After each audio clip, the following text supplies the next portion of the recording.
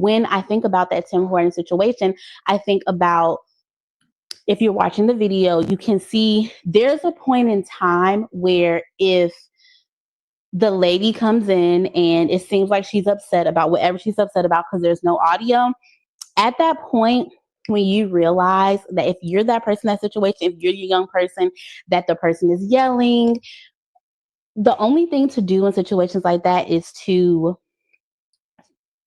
what I like to say is, this conversation is no longer productive. I'm going to go ahead and remove myself and just step away. And I think it's it sounds like it's so simple, but when you're heated, when you're upset, it is really hard to do. And I have learned that sometimes the best thing to do is to say nothing. And I keep on hearing both sides of the story, like people should not be yelling and getting so upset. And we're going to get to that point about the other elderly lady that lost her life. But I think another thing that comes up is two different generations and their expectations about what another person should put up with and what they should be able to do. And in this day and age, I feel like when it comes to respecting your elders, like I'm a millennial, I'm 34.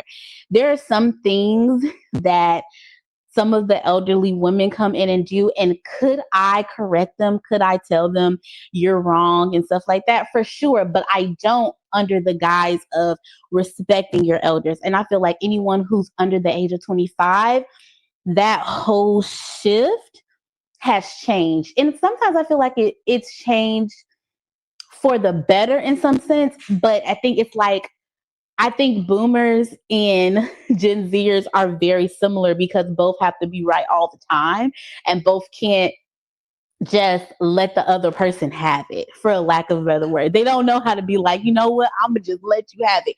They both have to like just prove themselves right and have a point to prove.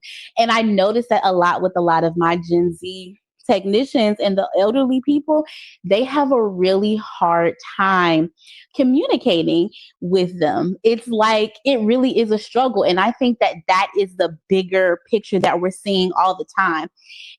Or a big thing about respect that's a really big thing for boomers. And so when we think about tone of voice, cultural things, the elderly lady that passed away, she was a Black woman.